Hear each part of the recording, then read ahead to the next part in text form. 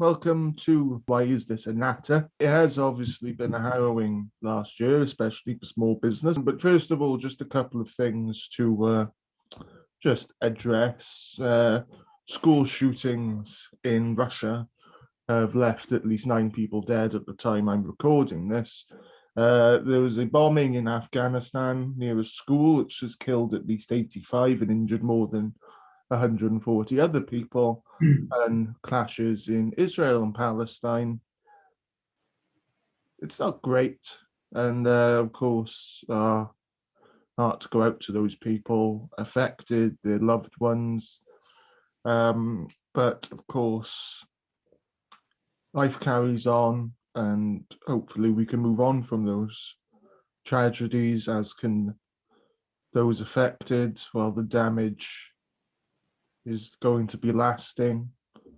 It's incumbent upon all of us within our communities, when we're faced with hardship, to come together, support each other, show solidarity with each other, and try and, in the right moment, the appropriate moment, have a laugh together. And maybe even have a drink together. And that's something in Wales, where I am, you can do now. And that's outdoors on the day I'm recording this, which is Saturday. Saturday, ordinarily, I would be in sort of pajamas or something and just watching The Simpsons. But no, I decided to put on a shirt and a tie and a jacket to have a conversation with somebody for your pleasure and avenge my loss in the last Doctor Who quiz. You know who I'm talking about. It's a guy who can do it all. He writes, he pours pints, he does drag for reasons I'm still not entirely sure of. Please welcome back to the show, my friend and yours, Mr. Kallam Mahoney. Hey, Callum. Hey, Key, how are you? I'm good, thanks. Thanks for being here. Good. Nice to be back, especially on the other side of the podcast. Why is this and that? Yeah, it's nice to have it sort of casual. Yeah. I was worried doing that sort of monologue, talking about school shootings and bombings, and sort of transitioning into something light-hearted. But I thought it's obvious, it's important to address it. Definitely, and as someone who's got American family, so obviously over the last few years we've always had American shootings, but to now travel across the world and to happen in Russia, it's just there shouldn't be no excuse, Exactly, and I think part of the reason why I thought it was particularly important, because when it because you don't really think of school shootings as happening anywhere other than America. Correct. So when it happened in somewhere like Russia, I imagine most people in the UK probably have no idea that it happened. No, and this is just like I said, it shouldn't be happening. Well, shouldn't, no. And I hate to say it, but people will push the boundaries, and in my opinion, weapons should, like guns, should only be kept for people who are trained to do so and are competent enough to do so. And that's not discriminating against anybody. But I mean, we've sort of we took action against guns in the UK. Exactly. One of the few things that we actually sort of did kind of right. And it's the same within the States. How many more lives need to be lost for people to realize that something needs to be done about it? Not just your rallies, some law needs to be stated to say, look, as you know, Key, I've spent a lot of time in America, due to having family out there, and it's true what they say. You can walk into a Walmart or a Target, and you can buy a loaf of bread, a pint of milk, and walk out with a submachine gun. Even I could probably do it, and I'm not even a US citizen. This is how relaxed the laws are in some states regarding guns. I am totally anti-gun. Well, I'm anti-death in general. Yeah. I understand that death is a part of your natural cycle, and obviously, when you gotta go. But when you shoot somebody, that is a natural. Exactly. Exactly. And, we could go so deep into this and have a full-on debate. I don't think we need to debate it. Oh because no, we but agree. we agree that guns, murder of any kind is not acceptable. I've got a Bible by here, and it's very, very clear. Yeah, and you Like shouldn't. it's quite early on. It's And very clear in the Bible that thou shalt not kill is yeah, quite. and this goes into well, what I've been reading the news lately, and you've had the Kill the Bill protests just across the water from us in Bristol. You've had a mass amount of protest against the police itself, not just in the UK, in America, obviously due to the death of George Floyd. And Breonna Taylor and Yeah, so many and others. I agree. Yes, the police should do their jobs, but when courts are dishing out sentences for people who have murdered someone, they're not enough. And this is what gives the police a bad name half the time. Obviously, in the George Floyd case, it was totally different. He knew exactly what he was doing at the moment and he knew he was killing that man.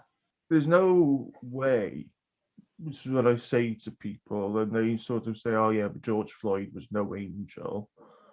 I was sort of there's not so much about how he lived, but how he died. Yeah, exactly.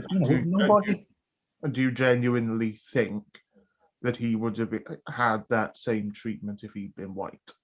No, I don't. Exactly. Yeah. But it's like you cannot kneel on somebody's neck for close to 9 minutes without knowing that you're gonna at least do some lasting damage. Definitely, and it's not, not. I said light-hearted, didn't I? Yeah, and it's not. Funny how we slip away from that, isn't it? People need to be treated equally, everybody, and I agree with that.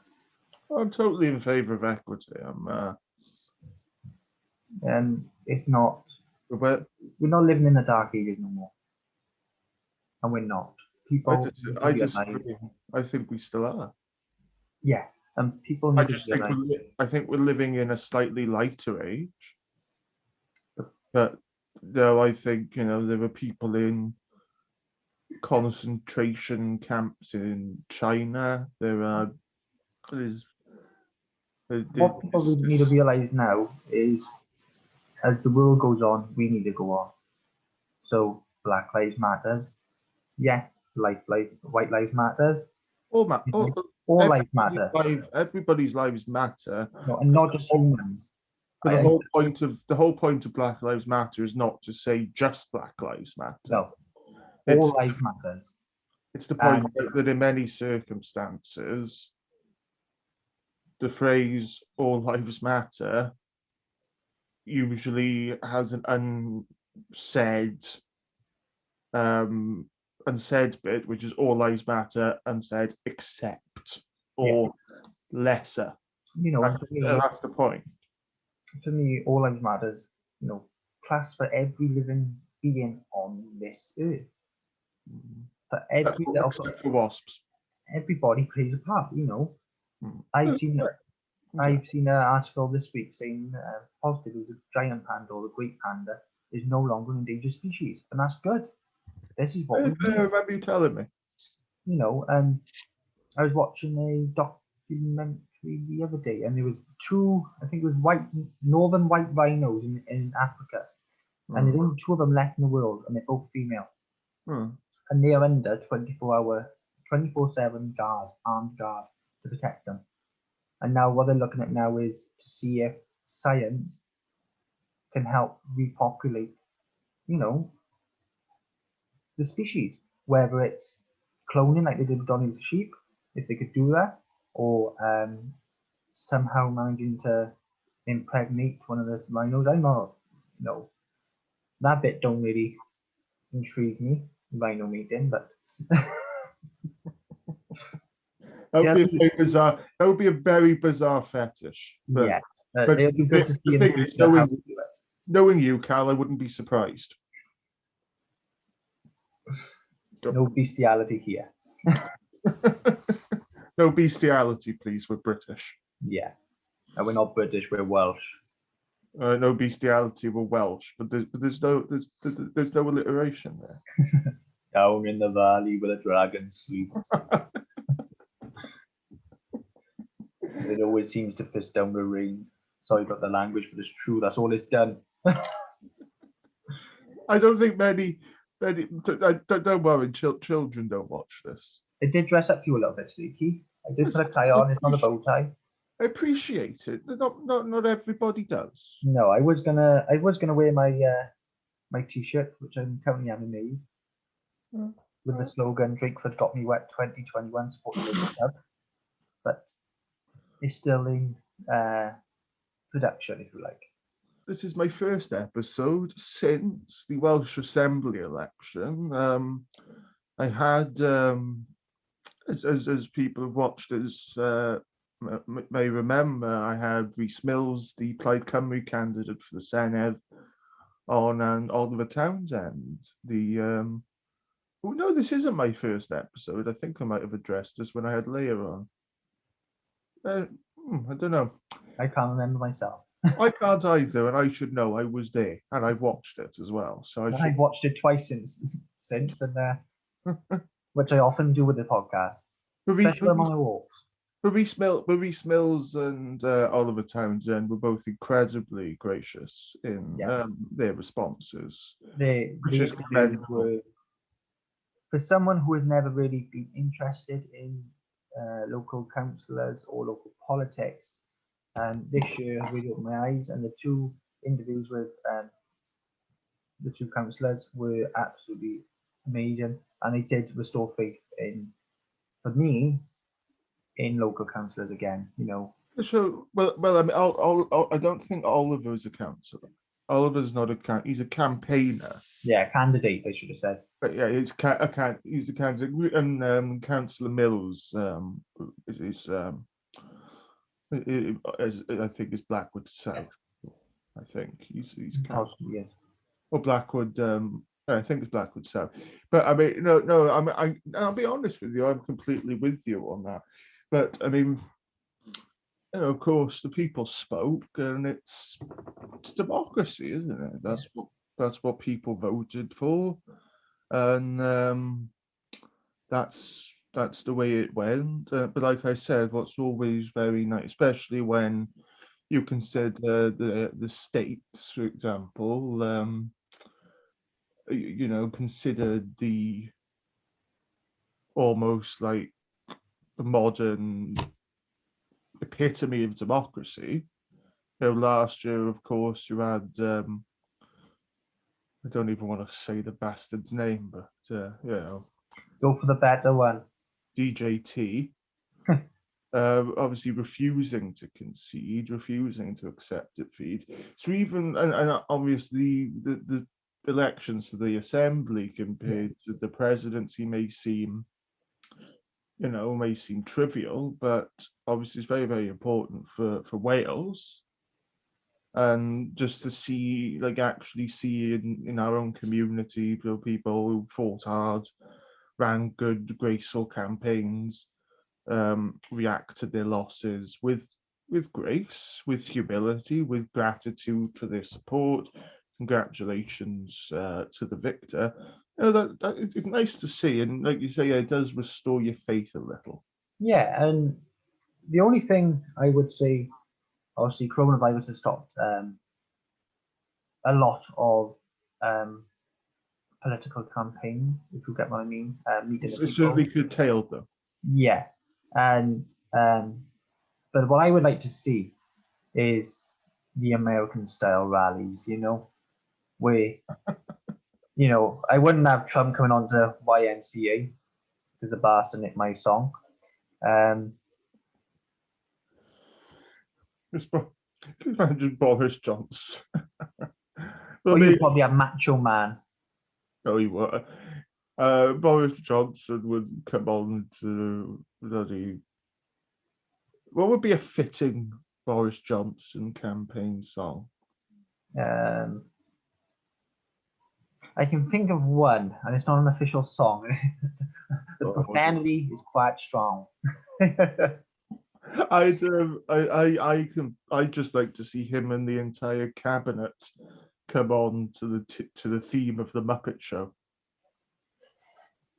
or something. Keir Starmer, we'd have to write him one. Like we'd write him a song called "Wet Blanket."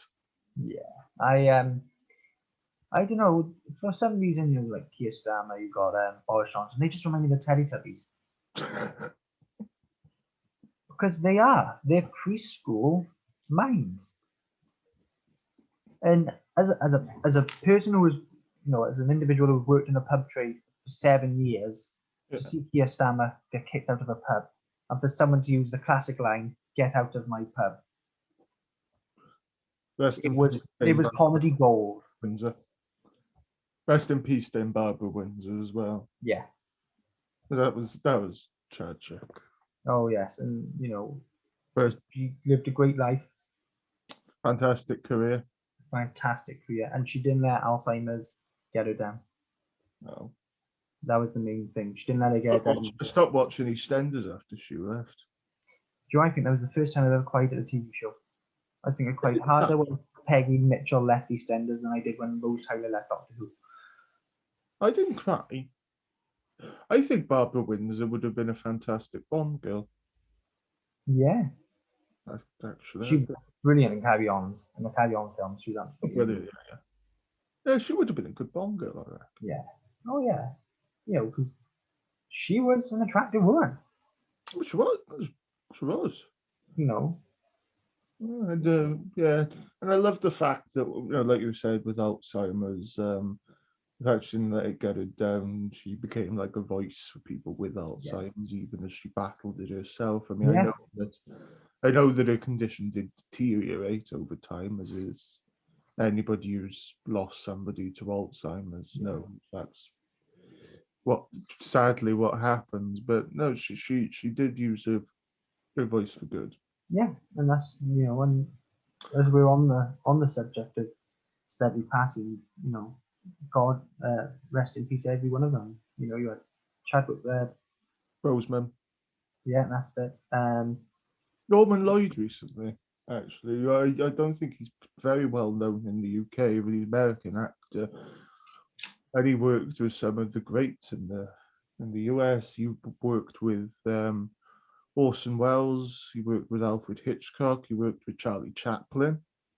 Oh, cool. He had a fantastic career, really gifted actor. And it's sad to hear that he. 2020 was hard enough with the pandemic going on without all the loss of people you either looked up to or family members or friends. As 2020 has just been an absolute write-off.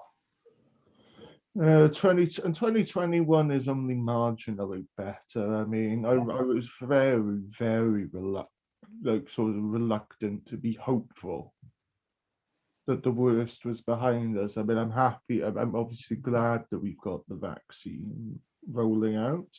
Yeah. But then it is just kind of tempered by the fact that we are a species of morons. There are so many people who still won't get it. Yeah, and in my opinion, it's each and everyone's their own. But I just I got mine now a week Monday, and I can't wait. And that's not just because I can't wait to go back on holiday. Usually I'm vaccine to go on holiday, but to be able to get back to some sort of normality. It will never go back to normal. Oh, I don't think we'll. But as long as we can get back to a little piece of a sense of what we had before. Yeah, a sense of reality. The thing is, though, as you mentioned, the crushing loss of so many people. Yeah. When we're seeing in India, for example, the second wave, and it's absolutely vicious. And the States, as much as I don't follow the States as closely as India, but even they're still a big problem. And the thing is, I think most people, there is no such. There's never going to be a complete return to normality, whether that's because you lost somebody to it or you had it Yeah. and you have lasting effects from it. For example, you lost your job or you lost even your home. It's just some a disaster like this. You What know, I'm does make you yeah. think. What Uh, I'm surprised with is, you know, Wales, we had 3 lockdowns, and how ignorant people can be to it. Don't get me wrong, halfway through the last lockdown, I just wanted the pub reopened just so I could work, hmm. so I can get back to that little bit of normality. And We'll come on to the pub in a moment. I promise. it's how many people can be ignorant to it, who I don't- people who refuse to wear their masks, or, and I know the states, the Americans, they can be just as ignorant. And when I've, been on FaceTime with my grandfather, and, you know, he's a passenger in a car and he's driving down the street, and seeing people walking around and huddling in groups. And yeah, I know you want to see your friend. I'd give nothing more than to be able to go out partying with my friends, but you can't do it. And don't get me wrong. I've not been myself 100% compliant with the rules all the way No, I don't think back. he has been. I don't. I mean, and I'll attribute that to frustration. But I'll be completely honest with myself. I'll attribute it to selfishness Yeah, because like, I'm like, I just want to do things, and so I've not been 100% compliant myself with the rules on physical distancing and things. I've tried to mitigate it. If I see anybody, I'll do it outdoors. yeah, Lower exactly. rates of And transmissibility, sit apart. But I mean, but I will, when if I'm going into a store or anywhere, I'll wear the mask. It's common courtesy. yeah, and I'm I'll wear exactly the the same. damn mask. During the last lockdown, during every lockdown actually, I'm not one who likes to be stuck in the house. Mm. So being allowed out once a day for exercise wasn't enough for me. So I'd go for a walk, and if I did pass someone on the street, I'd put my mask on. My mask would always around, my face, Mm. um, not necessarily over my mouth, my nose, but I would put it up if I walked past someone. And if I was on my own, so if I went for a walk up the mountain path, I wouldn't wear a mask, and then I just stay away from someone, because I'm not one to be kept in the house. No. I can't be tracked. I mean, going out for exercise once a day, what was the bloody point of that Yeah, particular rule? I mean, exactly. for crying out loud, what difference does it make? But as we mentioned, as those who know you and know myself know, you're the assistant manager, Yeah, of the Black Prince pub in Honesty, which allows me to just launch what I hope may be a recurring segment where we just give a shout out to local businesses who need our support during this pandemic now more than ever. So the Black Prince in Honesty, it's a wonderful pub and restaurant. So this guy works there. They do wonderful local food. They pull a good pint. And I believe it's because we're recording this, as I said, on Saturday, yeah, the 15th of May. And as of the 17th, isn't it? You yeah, can open indoors. yeah. So Monday at 17th, we can open back indoors. So, and I believe that this episode will probably go out on the 17th. Yeah. So So, as of today, if you're watching this on the 17th, you can visit the Black Prince, dine and drink indoors. But when you go, please do wear a mask. Please do follow, the safety protocols. And here's the big thing: don't be a dick to people who ask you to do those things. because believe me, they're more frustrated than you are. Definitely. And how was it? Because last time we did speak for the show, it was November. Yes, correct. And at that time, the pub was open in a Yeah. So, limited capacity. You were closed then for a few months, and you were reopened relatively recently. What were those months like for you? awful. There's no other words for it. Some days you don't know whether you're coming or going. You know, and especially when you live with people who are out working themselves, it's just no communication, you know. And don't get me wrong, like, you know, I'm always there, a phone call away, and we speak relatively often, Uh, every day in fact, probably. But you know, and we are good friends, so that helps. But apart from that, it's just you didn't know when the pubs were going to be reopening, and when any hospitality was going to be reopening. You didn't even know if we were going to be reopening this year. It was just that uncertainty because of rising levels of COVID-19. So when they announced that we'd be opening on the 26th of April, even though it was outside, it was absolutely brilliant. You know, in all fairness to people, the weather in Wales at the moment hasn't been the best. I think it's rained every day. And when I say rain, people in America are probably thinking, if they watch in America or watching in England, probably think, oh, it rains for 10 minutes and it stops. No, it don't. Rain in Wales is like a pressure washer, a pressure jet wash, basically. It does not stop until someone takes their finger off the button. You know, I'm gonna borrow that. that's fine. I think you nicked my one about Amnesty being like Albert Square before anyway. So, so yeah, it's been good. People have been coming out, and we're all looking forward to Monday. We are back inside. It is table service only at the moment, which is fine. At least then we got the heat because it's been absolutely bitter. What I will say to people watching this, if they do want to come down for a pint, is try and book in advance just to avoid disappointment. Yeah, and also the whole thing about please follow. Yeah, and obviously please follow I don't regulations about PPE. As you know, I'm a lovely guy, but obviously we do take PPE very seriously, as we got to. Otherwise, you know, we're not just. Do you find because I think I asked you this last time, but I'll ask you again. Yeah. But have you found it difficult as the pandemic sort of gone on longer, I think, than most people expected? You finding it difficult to get people to follow the rules, to get people to wear their masks, and Honestly, it's better. People are actually wearing their masks. I think so we have been open now really, 3 weeks, yeah, and I think I've told.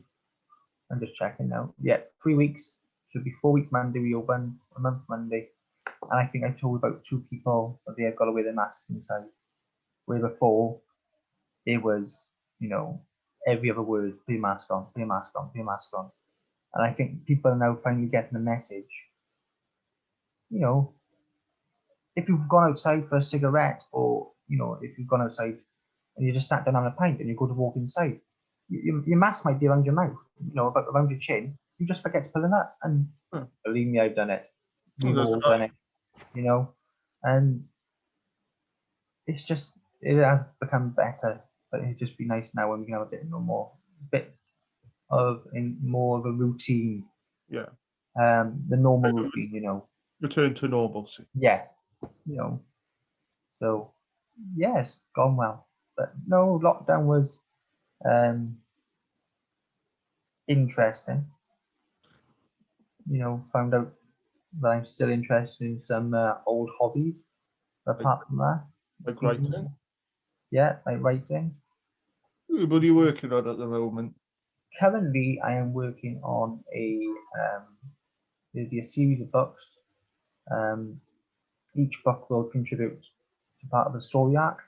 Okay. So basically, I got the idea from watching an interview with the great Stephen King, an absolutely amazing Lee Child, and they were on about when they, you know, first, like when Lee Child, who's British, first went over to the States, they used to go to like petrol stores or gas stations, as they call them, and they pick up a 120-page book for something like 20 cents.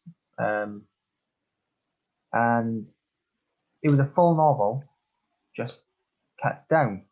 Yeah. So for someone like me who enjoys writing, but then halfway through goes, I have made this too long. Where can I go from now? That idea appeals to me, so that's what I'm working on at the moment. It is actually a crime thriller set in Wales, in the South Wales Valleys. I'm rereading Treasure Island here. I've actually ordered that since you said it was a great book. Well, I love it. It's one of my favourites. I've got friend of the show, Tom Petty. Yeah. That one. Brilliant. Thanks, Tom, if you're watching. Well, I am currently reading, if we're going to go into this. Okay, go for it. I can remember where I put the book first. You can tell I'm not as professional as you with your bookshelf just behind you. I am currently reading Wicked Beyond Belief, which is on about the hunt for the Yorkshire Ripper. Oh. Obviously, because I am writing about crime. He died not so long ago. Yeah, back last year. Didn't he? But Peter Sutcliffe. Yeah, he actually used to on his rounds when he was working, he actually used to deliver up to Switchgear and Pont Fife. Oh, did he? Yeah, just around the corner from us. And talking about Switchgear for in Pont Fife, since this is Why Is It an Natter, did you hear about the bomb they found up there? I did not. Well, they thought it was a guy went magnet fishing and pulled out what he thought was a World War One/World War II bomb, and it actually turned out to be a tank shell. Oh. Yeah. So no, that's it's a little bit disturbing. Well, I'd say a little bit disturbing, but no, it's a good read, especially if you're interested in true crime. There's not many. It's just like two things that are quite disturbing. It's like a bomb and the Yorkshire Ripper. Yeah. I wouldn't put it this way. I wouldn't leave either of them alone in a room with a woman I love. Nor would I. And I love, for that matter. Nor would I. And but it is. If you are interested in true crime, there's a really good read. Obviously, the things he did was horrific, but horrible. This book is not about the murders specifically. It's about how they actually caught him in the end. So it's the steps of the investigations they took. Best true crime book I've ever read would be The Executioner's Song by Norman Mailer. It's about an American spree killer called Gary Gilmore. Oh, I have to look at that one. I'll be honest with you, it is a very long book. Well, this one is what Stephen King would call a doorstop. And before this one, since we are on about serial killers, this conversation has gone through to so many different topics already. And it's gone through many, many different tones. Yeah, I read. Started dark. We were light-hearted for a bit. Now we're back. Now we're talking about serial killers. Well, I read a book last week called "Understanding Fred and Rose West," written by Rose West's solicitor.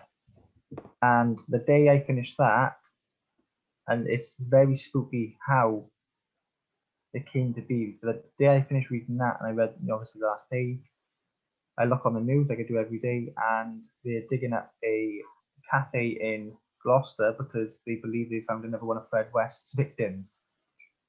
Oh dear. So yeah, that was a bit spooky. Very. Carol, it's been so much fun having you on again. Yeah, it's been great. But before I let you go, I have to try and avenge my honour. Definitely. For those who watched the first interview for this show with Kallam, you may remember that we had a Doctor Who off quiz about the classic British show, where Kallam, what was the word? Oh, you destroyed me. I exterminated you. I can't quite remember. Or I've tried to burn it out of my memory. But Carl, you're up for round 2. Oh yeah. And on Z, Alonso.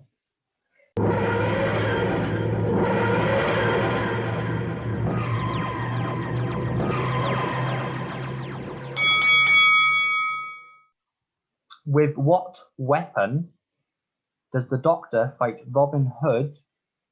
Spoon. Oh, yeah, that's correct. That's one for me. In the End of the World, Series 1, Episode 2, Yeah. what does the Ninth Doctor give as a gift to the other attendees on the space station to watch the Earth be consumed by the sun? Air from his lungs. Correct, we're 1-1. Yeah. I still remember the Mox Balhoun's bit. I give you the gift of bodily saliva. I think it's brilliant. Is a brilliant so. So, in Human Nature, Series 4, the Series Doctor, 3. Series 3, sorry, yes. The Doctor takes on the persona of John Smith, who was a teacher in a boys' school in 1913. He gives the boys a lesson at the start of the episode. What is the battle? What is the name of the battle they're talking about? Oh, come on!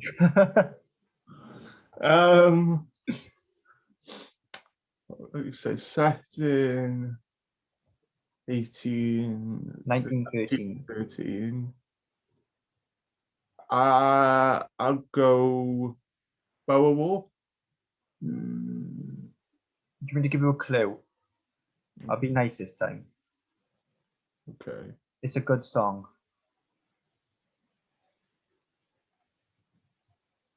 What kind of clue is that? It's a good song. So it's a song titled after the battle Yeah. that they're talking. That he's talking about.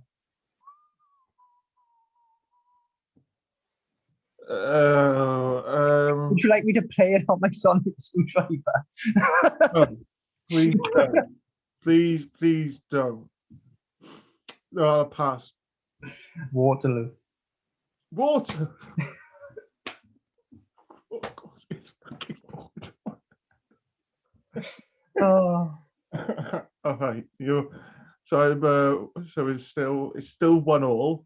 Yeah.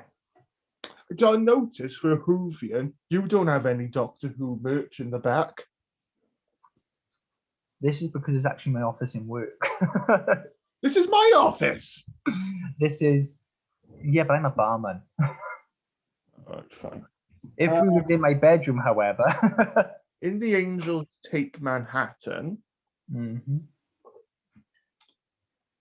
after Rory and Amy are sent back in time at the end, Yeah.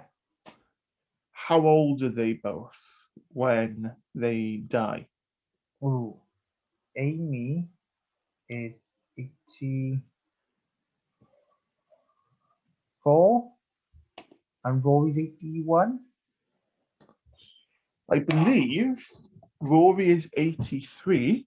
I knew someone was 83. And that Amy is 87. Oh, so in Twice Upon a Time, Yes. how does Rusty the Dalek get naked for the Doctor? That's actually a quote, by the way. What does he get naked? Yeah. The 12th Doctor, played by the fabulous Peter Capaldi, turns around and says, "You're the first Dalek ever to get naked for me." Oh, pass. He disconnects his gun, Right. flying across the floor. Right. These are horrible questions.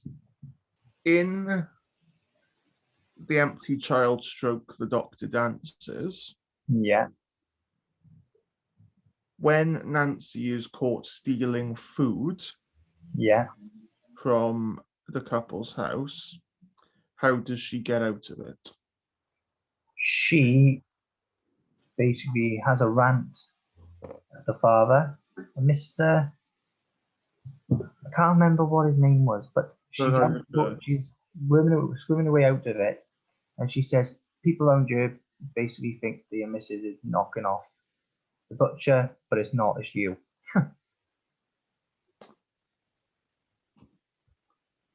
2-1. How does the 10th Doctor die? How does he die? Yeah. Radiation poisoning. Yeah, that's correct. I could have been technical then, because I could have said technically he wasn't the 10th Doctor, because the 10th Doctor actually got exterminated. No. Shut. No, I'm not going to go down that route. Technically, he would have been the 12th Doctor. Yes, I'm not going to go down that route though. Because of the War Doctor, Yeah. and wherever the hell Ruth fits in. I think Ruth is before Hartnell. Yeah, and you know, in the timeless child, but we won't go into that. No. We don't want to trigger the anti-Chibnallites. Right. Definitely not. We're 2-2. Yeah. Oh, no. Yeah, we're 2-2. In the Caretaker, Yeah. when the Doctor is defending his ability to pull off living among humans while undercover, how does he try and prove it to Clara? Who does he say he lived among? He lived among otters, and instead River had an argument, but she was salty. 3-2. I love that episode. 3-2. Okay, this is my final question. Yeah. Series 2, Episode 3, School Reunion. Yep. How are the Quillotines manipulating the children's minds? The oil used to cook the chips. Yeah. Using the stasis paradigm.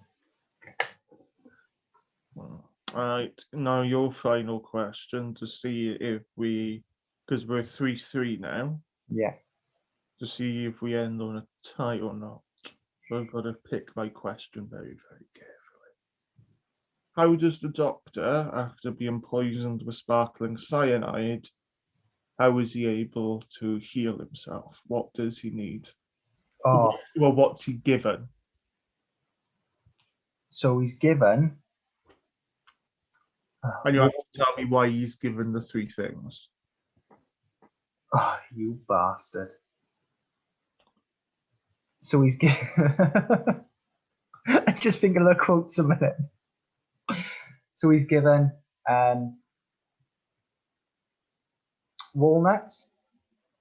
For anchovies. Yeah. But why was he given them? Oh. Was that because of the salt? Anchovies was for salt. Anchovies was for salt. He had a kiss off Donna for a shock. He's a song. Mammy. Harvey Warbanger. How's Harvey Warbanger? One word. Salt. No, it's too salty. Shock. He needed a shock from Donna because he had a kiss. The anchovies was salt.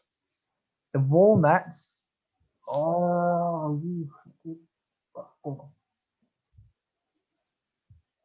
Oh. I want to say potassium, but that's a banana. And that's the wrong season. Oh, do you know what? I can't believe I'm doing this. Protein.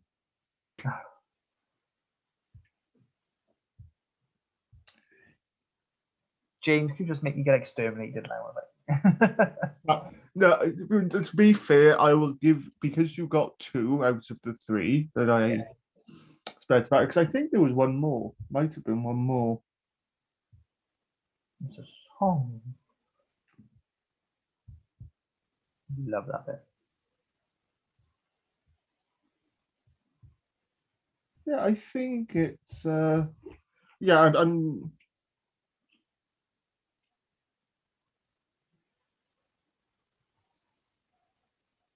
hang. My favorite bit in that is the flashback scenes. I love that episode. It's brilliant. It's one of the most underrated. Yes, definitely. Because you got 2, I'll give you that point. So congratulations, you are our reigning Doctor Who quiz champion. James, if you could just edit that bit out, that would be lovely. Thank you. And thank you, Keith, not just for giving me the reign honour, but for having me back on the show. Yeah, it's just the three. It's just the three. It is just the three. It's just the three. So yeah, I'll give you that last point. So congratulations. 4-3. It's a narrower victory from last time, and in all fairness, you're only winning because I'm letting you have that last point. Yeah. So, and I think I should get a bonus point for having the Doctor Who stuff in the background. But you know what? I think you need it more than me. I'm not as insecure as you. Kallam, it's been an absolute delight. Yeah, thank you for having me back on the show. Thanks so much for being here. No, I know that. And please remember to support your local businesses. Please get vaccinated and please wear a mask. And why is this a Natter? And why is this a podcast? I'm your host, Kerean Watts. Join us next time